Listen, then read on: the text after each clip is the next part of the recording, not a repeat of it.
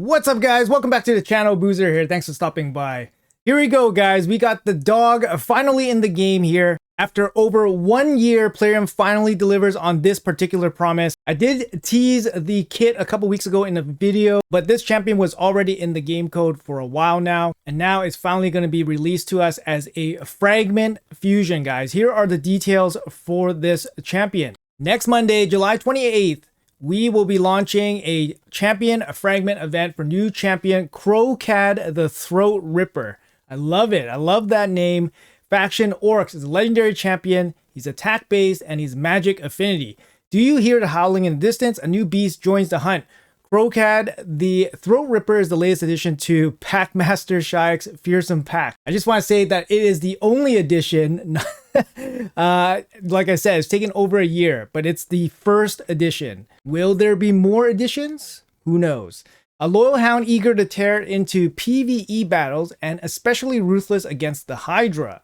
The Hydra specialist. When fighting alongside their master, Kro Khad's morals and skills are boosted even further, unlocking their true potential. All right, visually speaking, it looks awesome. Let's jump into the kit here real quick, guys. Here we go. We got the legendary attack-based magic affinity champion Kro Khad. The Throatripper is going to go for your throats. Let's check out this kit here. Hound Tyrant is going to AoE A1. This attack deals single target damage to each target individually rather than AoE damage, and will ignore a reflect damage, pain link, and ally protection. Now these are really good because that means he won't kill himself from reflect damage, which is really good. Same thing with pain link, and he'll go through ally protection, which is really nice. This attack also deals double damage when counterattacking if Packmaster Shayek is on the team. Now that's really powerful, but it kind of has to be if it's in a partner setting, especially for a champion like Packmaster, which doesn't see too much play now in Hydra. To include a champion that you don't really use too often, yeah, the damage has to be pretty significant. 2 books going in here for 20% damage. I like it. Nice and efficient. 2 books only. His A2, Festering Jaw, 4 turn down to 3 turn when fully booked. Attack all enemies, another AoE. Places an extra hit on enemies under 2 or more debuffs. That's not too hard to do against Hydra. Has a 75% chance of placing a leech, so he can place leech and weaken.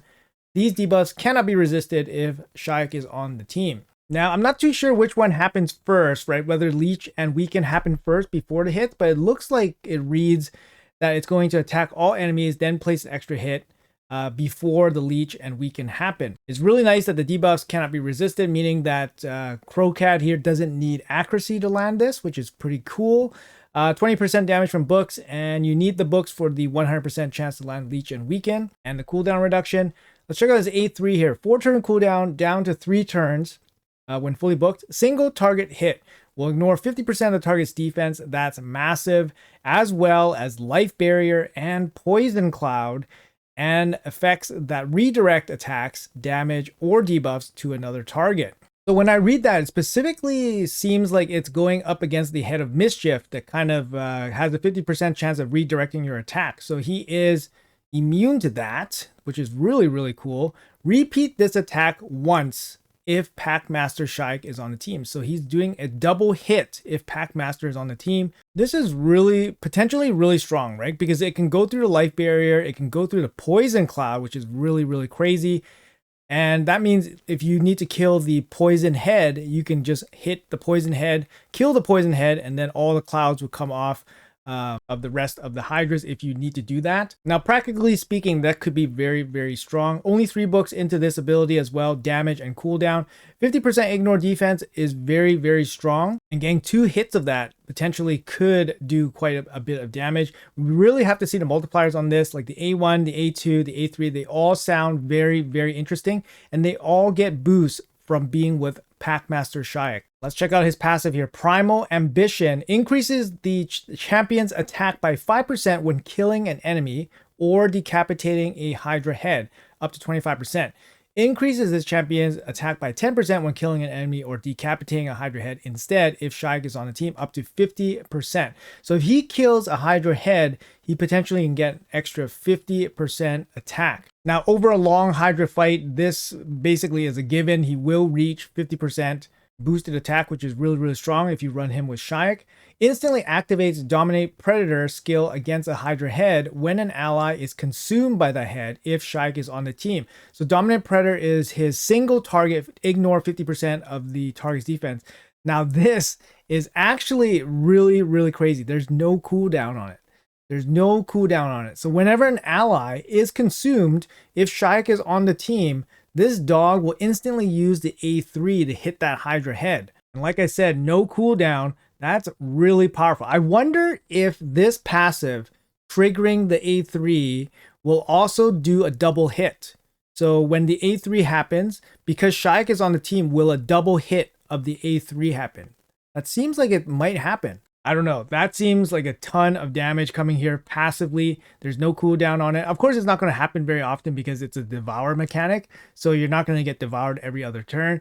Maybe in the later stages you get devoured every other turn, but it's not very likely that this will be something that reoccurs too quickly. Lastly, his aura is increased ally attack in all battles by 30%, which is very standard. Honestly, the multiplier is going to make or break this guy, but his kit looks very solid. He has ignore defense in his kit. He ignores a bunch of really annoying stuff that the Hydra does, life barrier, poison cloud, even the redirect, the mischief head, very annoying stuff that he can kind of deal with. He lands leech and weaken, and this is without any accuracy if Shaik is on the team.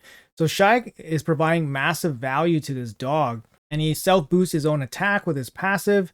I mean, honestly, yeah, it looks really nice. He also has an AoE A1 as well. Yeah, based on what I see, I'm cautiously optimistic that this champion will actually be decent. I'm not saying he's going to make or break a lot of like the high-end teams, but I think he'll at least be maybe a fun damage dealer for some teams around Shaik. And I think he'll definitely be fun for progressing accounts that have Shaik, that are still progressing through Hydra and all that. But I'm obviously not convinced that this guy's going to make it into the end game teams, especially with Trunda and Titus now dominating the high-end scores. And obviously, Titus was just the fusion as well. But I think this is a good opportunity to take a look at Shaik's kit just as a refresher. Like I said, Shaik was in the game over a year ago. All right, so here's Packmaster Shaik. So he was the, I believe, first week of July fusion last year in 2024. And if you guys are not aware, Plarium basically said in the opening write-up for the Packmaster fusion that we should be on the lookout for more hounds in the future. Now, ever since his fusion, there's literally been 0 hounds added to the game that have synergy with Shaik. So having them write that kind of line just to basically false advertise to everyone, definitely left a very sour taste for everybody for the last year or so. But I'm glad the community did not let up on it, and they were constantly after Plarium about the hound. Even though Shaik kind of fell out of the Hydra meta and everything, and Shaik was not a very relevant champion, we still wanted Plarium to basically fulfill the promise that they teased us with. So at least I'm happy to see that the hound is here finally, at least a year later. But let's take a quick look at Shaik here. We might have forgotten what he actually does. He has a pretty good solid base stats here with a speed in all battles. He has an A1 decreased defense, and he teams up with his allies to attack. So this paired with Kro Khad could be very powerful because Kro Khad has that AoE attack, right? So he's going to go in with the decreased defense, and then Kro Khad's going to hit with the AoE. That's going to be a really good A1. And then he has an A2 here, which is a self-cleanse, self-heal, places a shield on himself. The shield will be protected if he has Kro Khad on the same team. And then he's going to place taunt and reflect damage, which will also be protected as well if Kro Khad is on the team. Looks like the in-game is not updated yet, obviously, but it will be eventually. So how good is this ability now in 2025? Well, Shaik was actually really strong with the taunt buff. Basically, before Hydra was fixed late in 2024, Taunt was working so that it would basically negate the Devour from the Hydra. So if you had Taunt up, the Hydra would not Devour. But then they fixed that, so now the Hydras can bypass the Taunt and Devour the target beyond the Taunt champion.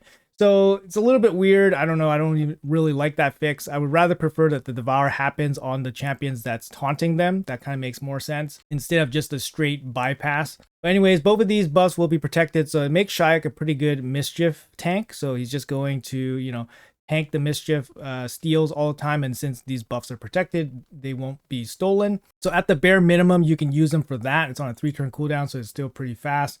Self-cleanse and heal as well.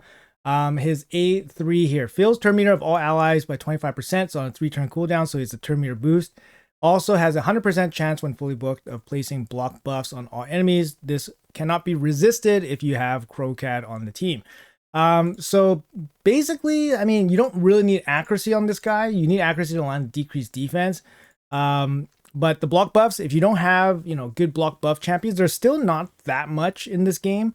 Obviously, Ugo is probably like the premier, like budget block buff champion because she does bring a leash, she does bring decreased defense, and she has good base stats. But Shayak can do that too here, and he has a turn meter fill as well, which can be helpful for teams that are struggling with stats to hit the requirements for certain difficulties. So this is a reasonable ability, and if Kro Khad's on the team, Shayak does not need accuracy to land this, which is great.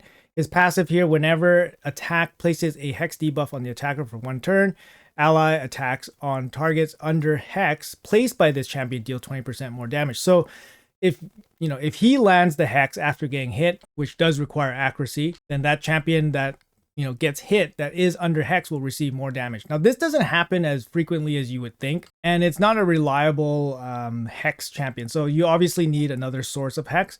But hex is not super difficult to squeeze into a team now. You just need a curse set. Also, this 1 turn is kind of not that great, so you'll probably be taking Master Hexer to try to extend this to 2 turns. Hexer would be okay as well with the extension on the block buffs as well. When this champion is attacked, all of his buddies will counterattack. Now that could be some value as well. So if Kro Khad is just doing the A1 with double damage all the time, that could equal some pretty good damage. I don't know. We don't know right now, but it sounds interesting. For Shayak, I don't think he gains that much from having Kro Khad on the team, but Kro Khad gains a lot from having Shayak on the team. So basically, Kro Khad, if Kro Khad is a good champion, he potentially can carry Shayak. So Shayak doesn't seem to me like a very strong champion nowadays to include in Hydra. But if Kro Khad is strong, he can potentially carry Shayak. And including Shayak would, be a huge boost to Kro Khad. So maybe it's worth it to bring Shayak. I mean, Shayak's not totally useless. He has the AoE block buff, turn meter boost, which is nice. A little bit of damage here from the Hex. This ability, I mean, the taunt can be okay. Could be a mischief tank and all that. Could be okay. And of course, his A1 is going to help bring in more of the A1s from Kro Khad. So he's going to be a damage dealer as well. But yeah, it's going to be interesting.